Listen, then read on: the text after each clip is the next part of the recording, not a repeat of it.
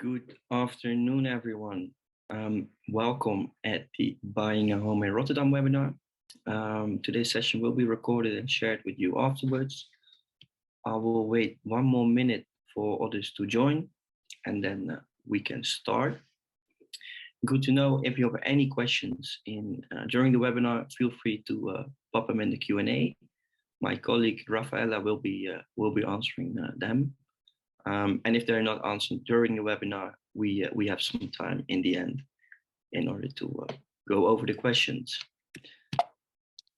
Well, first, let's introduce myself. My name is Rick van Hemert. I'm a buying manager at Expat Housing Network. I'm from the Netherlands, and for my studies, I spent some time in South Africa and Colombia. And currently, I am living in the beautiful city of Rotterdam. And I will tell you a little bit more about Rotterdam today. But first, we at EHN, we believe that greatness is achieved in the agency of others. So I'd like to introduce my team. Katie, she's from Rotterdam as well. She's responsible for the South Holland region. So basically anything, Rotterdam, The Hague, and anything in between. Then we have Giovanna, she's from Brazil. She is managing everything in the south, in Eindhoven.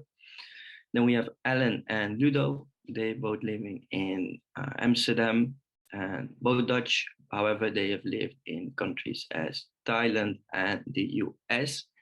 And then last but not least, I already introduced Rafaela. Maybe you can introduce yourself as well.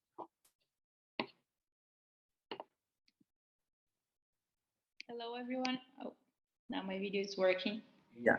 So I'm Rafaela. I am also from Brazil. I can speak Portuguese, English, and a little bit of Spanish as well. And I'm responsible for the region of Groningen and all the north of the Netherlands. And I'll be here today helping you out if you have any questions. All right, thank you. Then a brief introduction to EHN, Expat Housing Network. First, we are no traditional real estate agents. As you could have seen, we know what it's like to settle in a new country since we are expats ourselves, or we lived in a foreign country for a while.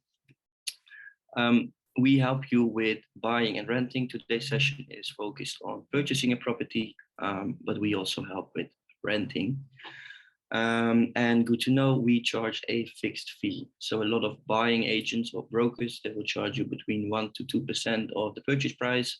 Well, we believe we offer the same service to someone who's purchasing a property of 900,000 euros as to someone who's purchasing for 400,000 euros. Then what is the added value or our added value? First of all, since we have quite a broad network, selling agents take our offers more seriously. Most likely, they have been in contact with us before, and they know it's not likely that we will pull out. We checked our clients before we make an offer. So that's definitely a benefit. Also, due to our network, we can sometimes book viewings when it's no longer possible for other people. Some selling agents, they have special spots for other agents, and therefore we can book the viewing sometimes. Then a very important part is every property, of course, has its own legal documents. However, most of them or all of them are in Dutch. We understand that it can be quite difficult for you guys to understand those documents. Well, we make sure you know everything what you should know before you purchase a property. Fourth bullet, and I think this is the most important part in the process of purchasing a property, is we help you define the market value through market data. So we look at comparable properties, similar properties within the same street or neighborhood, and based on that, we can define the market value. I will tell you a little bit more about this process later on, but definitely one of the most important things. Furthermore, we will inform you about rules, regulations, and restrictions. Each property has its own rules, regulations, or restrictions. And of course, you should know those upfront before you make or purchase a property. And then finally, we make sure you don't make the same mistakes as we've made. We know the market quite well. We've been through the process of finding a property either in the Netherlands or abroad. So we'd like to avoid you making the same mistakes. So what will we cover today? First, we have a short introduction. Then we will look a little bit on to the buying market, so the info and some market drivers. We look to the topic of savings, also very important. 3 tips to win the market, and in the end, we will cover everything by going over the timeline and discussing the entire process. But first, I'd like to know you guys a little bit, so I can tailor the webinar to which stage you are. So I've created a poll. So can you please fill in the poll so I can know in which stage you are? Oh, I see this is the wrong poll. This is how you find us. I see some of you found us via Instagram or others via a colleague. Some of you viewed the website. Wow, that's great. But and I see most of you decided to purchase or to decide to purchase because you'd like to settle in the Netherlands. I think, well, that's great. Our mission is to make you guys feel at home in the Netherlands. So that's great. Then I will launch another poll to see where you are in the process.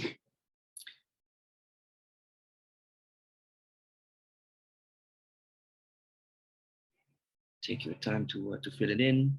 I see some of you are researching. Well, I think then it's definitely good that you're here. I hope you will learn a little bit more today. Some of you are already viewing. Well done. And I see no one has made an offer yet. Well, as I just said, I hope you will learn a little bit from this webinar in order to make sure you can purchase your dream property. All right. Let's continue. Let's talk about the market. First, if you look at the graph below, you can see prices have been rising quite fast for the past years. From 2007 until 2013, prices decreased. Of course, we had the financial crisis, but from 2013 on, prices have been rising and quite rapidly for the past years. If you look at the numbers of the latest numbers, so Q2 of 2022, the average purchase price in the Netherlands is 448,000 euros. Well, a year ago, this was 405, so prices have been increasing by 10%. Luckily, this is not as fast as in the past, but still there is an increase. So yeah, you might hear people saying around you that the market is cooling down a little bit. As you might know, interest rates have been rising, but still we see an increase in the purchase price. Well, I will tell you a little bit later what's the reason for that. And then also the new build. So the average price of a new build property last quarter was 483,000 euros. And also the price of the new builds have been rising. Let's have a look at the Rotterdam market. So in Q2, 2,329 properties were sold. It's 9% less than the year before, however, 30% more than Q1 of this year. And then the second figure, and I think that's an interesting one, 1,841 properties for sale. You can see that's an increase of 31% compared to the year before, and even 47 compared to Q1. Well, what is the reason for that? I already said it. Interest rates have been rising. So there's more people that are willing to sell their properties, which for you guys might be a good thing. since I've heard a lot of people that had difficulties with finding the right property. Well, now there's more properties on the market, so that's a positive thing. The average purchase price in Rotterdam was 400,000 euros last quarter. It's an increase of 8.5% compared to the year before, and 0.6 compared to Q2. Also, the price per square meter increased, so 10.3% from the year before and 1.5 compared to Q1. And the sales times, it's on average, it's 26 days. So that's quite fast. But of course, we all know that it's a competitive market. Now, what are the market drivers? So what causes the price to increase? First, we have some fiscal benefits. And the first one is the tax exemption. If you purchase a property in the Netherlands, you have to pay transfer tax, which is 2% if you're going to live in the property yourself. And if you're purchasing a property as an investor, you have to pay 8%.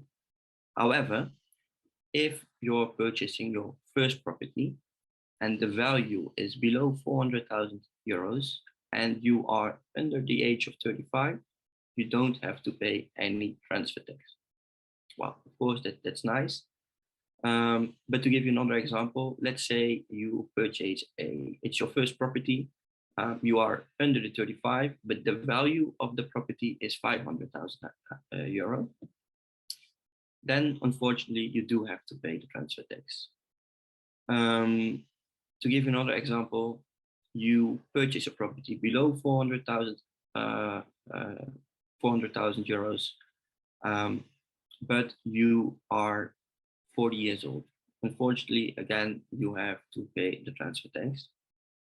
But now you are 30 years old. The value of your property is 350,000 euros, but you're purchasing with your partner, and your partner is 40 years old.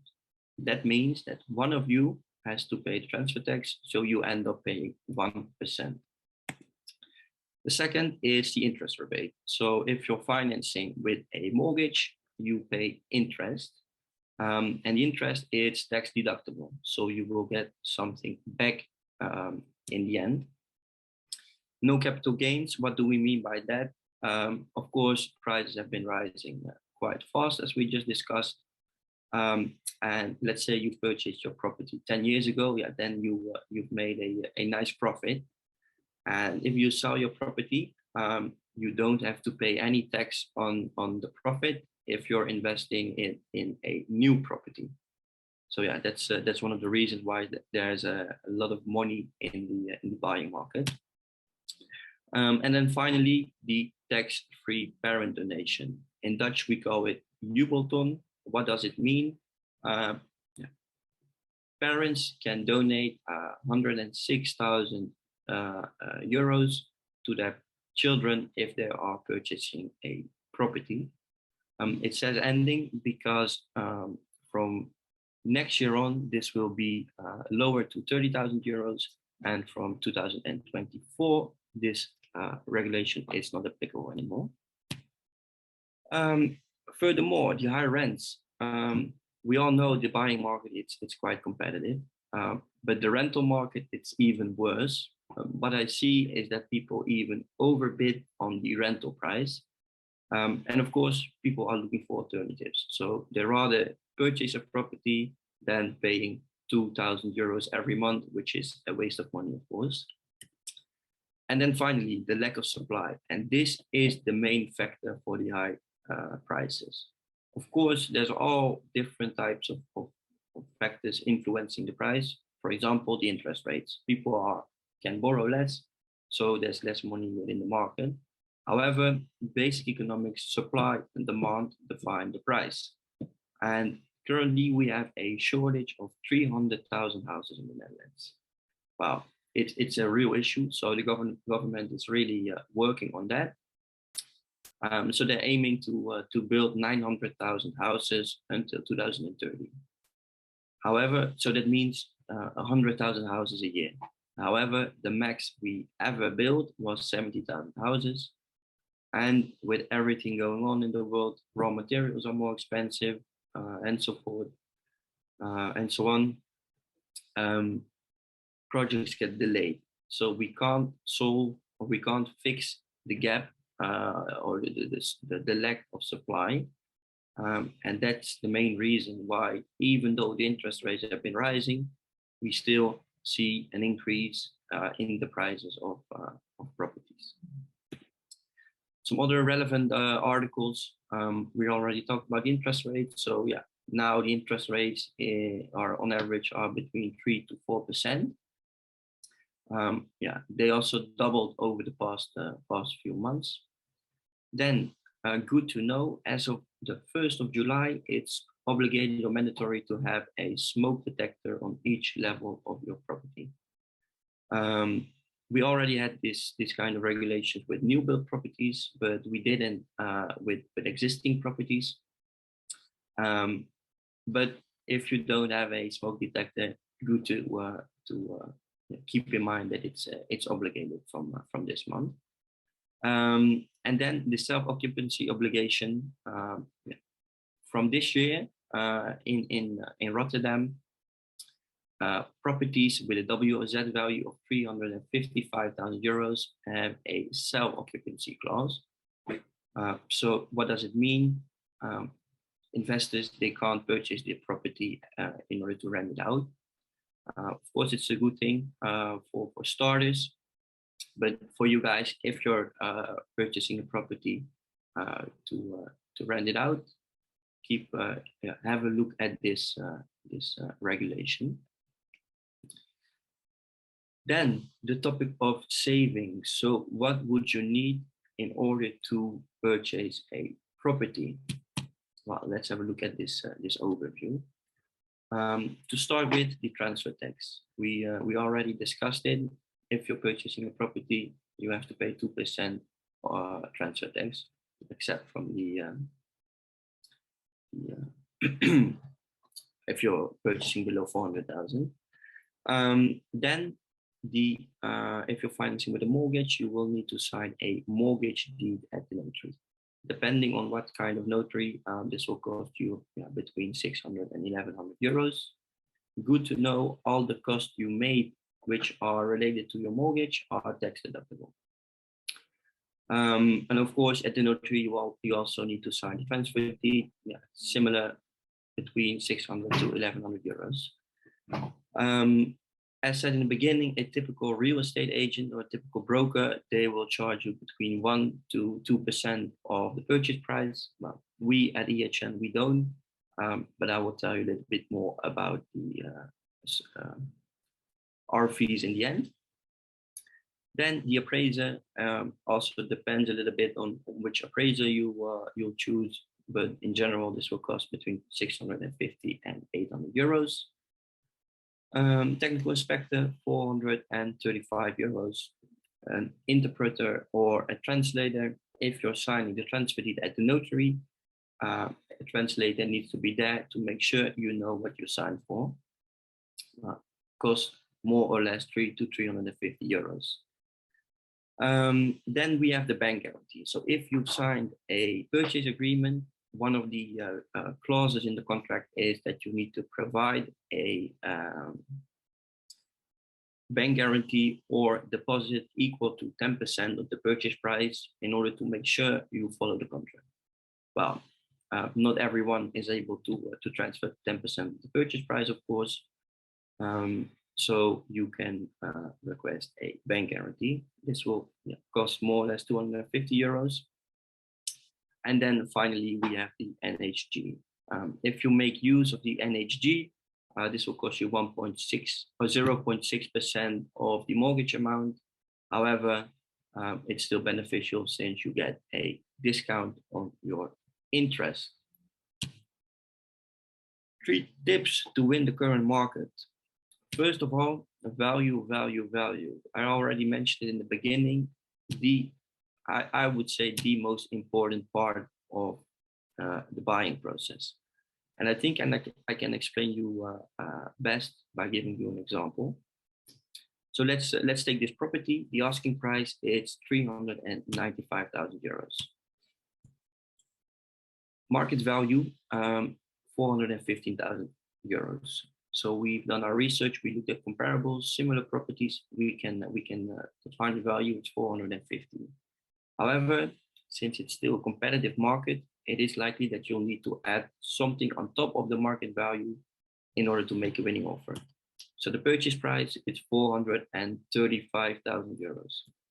Wow, if we look at the differences, there's 40K difference between the asking price and the purchase price, so 10%. However, the difference between the market value and the purchase price is only 4.8%. Now, let's take another example. So we have the same property, but since interest rates have been rising, the market is cooling down a little bit. We have a different agent. It's the same property, but they decided to list the property for 375,000 euros in order to attract more people to the property. So they want more people to view. It's the same property, so the market value is still 415,000 euros. The purchase price, again, 435,000 euros. Now, the difference between the asking price and the purchase price is 16%. However, the difference between the market value and the purchase price is still 4.8%. So therefore, we always say, look at the market value. There's no specific rule of thumb that you have to overbid by 5, 10, or 15%. You have to look at the market value, and based on that, you can decide what to offer. Second point, a winning offer. What is a winning offer? Offer a good price, and that's not always the highest price. What do I mean by that? Let's say you make an offer 40K above or 30K above the market value, and you include a financing clause that you'd like to finance 100% of the purchase price. Then the sellers, they might think, hey, I don't think this is equal to the value, so they won't get their mortgage. Then it's likely that they will choose for someone else. Offer security to the seller. What do we mean by that? If you're in advanced talk with your mortgage advisor, you can add a letter from your mortgage advisor stating, I'm able to borrow this amount. Or maybe you have a lot of savings or some savings which you're able to use. Inform the seller so they know you provide them security. Offer the least amount of hassle. What do we mean by that? Let's say the sellers, they purchased a new build property and they'd like to transfer by the end of this year. Be flexible. So don't be too strict on what you want. It's a seller's market instead of a buyer's market. Or for example, the sellers are moving back to their home country and they'd like to sell all the furniture. Maybe it's interesting for you to take over the furniture. And finally, offer a personal touch. I won't say this is a deal breaker or maker, but if you're close to someone else, it could be nice that the sellers know why you like the property. Maybe add some pictures, because then they might prefer you over someone else. Point 3, due diligence. So we have some third parties involved, the technical inspector and the appraiser. And my question to you guys, when would you book the let's see, I don't have the poll. When would you book the technical inspector and the appraiser? Maybe you can put it in the chat.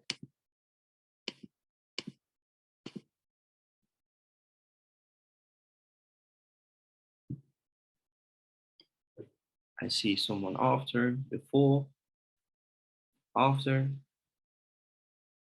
All right. Well done. Indeed.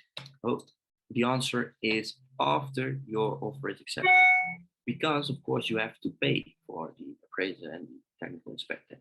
So let's say your offer is accepted. The first thing you'll do is to book the inspector and the appraiser, because in general you have more or less 1.5 weeks in order to before you sign the purchase agreement. So you make sure you have the appraisal report and the technical inspection report before you sign or within the cool-off period. Because if you'd like to dissolve the purchase agreement after the cool-off period, you have to pay or you lose your deposit, which is equal to 10% of the purchase price. Obviously, that's something you don't want. So therefore, it is really important to book the third parties as soon as possible, but not before your offer is before you make the offer, because yeah, as said, you need to pay for them. Then let's cover the entire process. So the first thing you'll do when you're interested in purchasing a property is to talk to your bank or a mortgage advisor, but you need to define your budget. That needs to be clear. Then you start searching for properties. Once you found something you really like, you can book the view, schedule the viewing. Of course, during the viewing, you need to ask some critical questions to the selling agent. But what I always say, the most important thing is that you need to feel at home. For those who already had some viewings, I think you can confirm. Sometimes you enter a property and you directly know it's a yes or a no. But if it's a yes and you know you'd like to make an offer, then you'll start doing your research.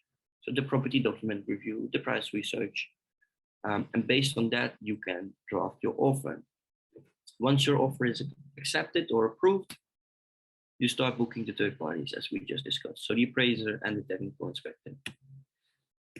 Of course, you receive the reports. If everything is fine, you can sign the purchase agreement. After you've signed the purchase agreement, you start applying for your mortgage. In general, this will take about 4 weeks. It depends a little bit on your bank, on the mortgage advisor, but I would say 4 weeks should be enough.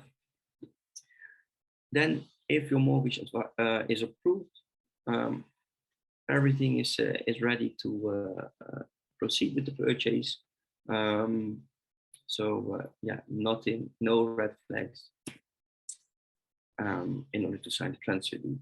Well, 1 week before you sign the transfer deed, you receive a statement of completion. In Dutch, we call it the nota van afrekening. And that's a final note from the notary. So you will see how much you have to pay for the transfer tax, the fee for your broker, the fee for your mortgage advisor. Well, you make sure you transfer everything 1 day before the actual transfer date. And then big day, transfer day. Before you go to the notary to sign the deed, you go to the property to do a final inspection. And during this inspection, you'll check if the property is in the same condition as it was during the viewing. For example, let's say they broke something with moving out. Obviously, that's something you don't want. So then you inform the notary. They will keep a certain amount in their account in order to fix it. But if everything is fine, you can sign the transfer deed and you will receive the keys. And from that moment, you are the proud owner of your new property. Then we have a liability term. Within those 2 months, you can hold the sellers liable for if something's wrong with the property. However, you need to be able to prove that they were aware of this, of the issue.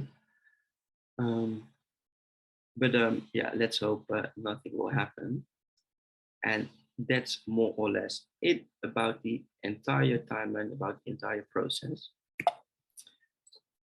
Well, we from EHN, we can guide you to this process. We offer 3 different packages. One is the smart package, one is the complete package, and we also offer a new build package.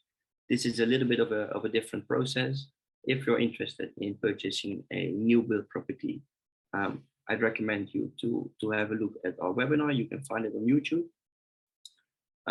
But regarding the existing properties with the smart package, we are more like an online consult. So you would go to the viewings yourself, but then if you're interested in making an offer, we can help you with the price research, with the property document review. We'll submit the offer for you. Of course, we'll help you with booking third parties and some transfer support. But if you have the feeling you need a little bit more guidance and you'd like to have someone to be there for you during all the viewings and meetings with the third parties, then the complete package is something for you. If you're interested in any of those packages or you'd like to know more about those services, feel free to schedule an intake with us, no strings attached. We can look into your situation and discuss what's possible for you.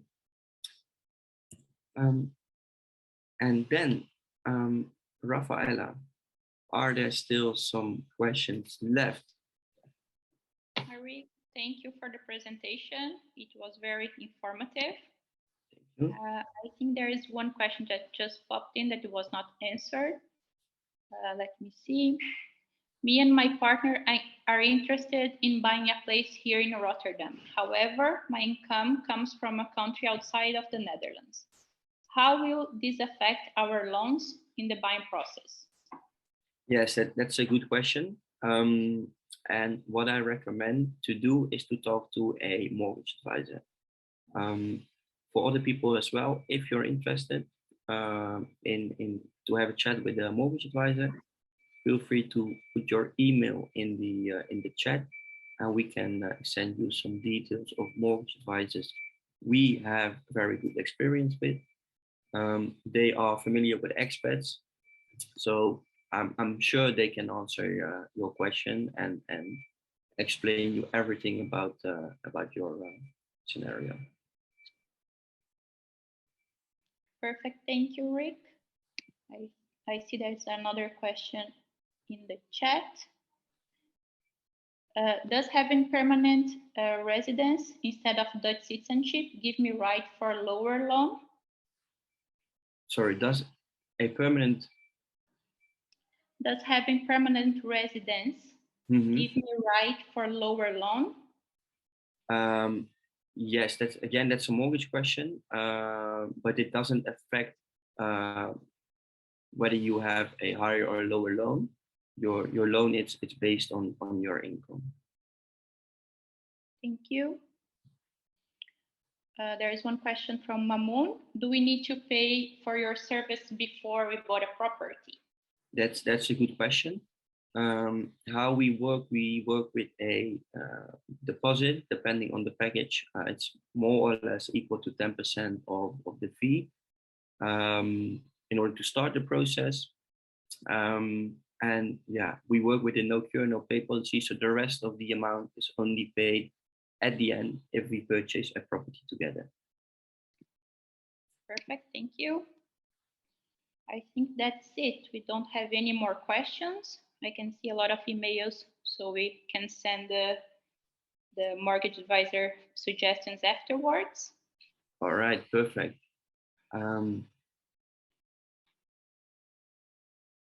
Yeah, there is no more questions. So if you have any other questions afterwards, please just send us an email or book an intake with us. Yes. We'll have a private conversation. Yeah, we can always look into your file, and then I hope everything was clear. I wish you a lovely evening. The sun is shining, so enjoy the weather, and I'd love to speak to you soon.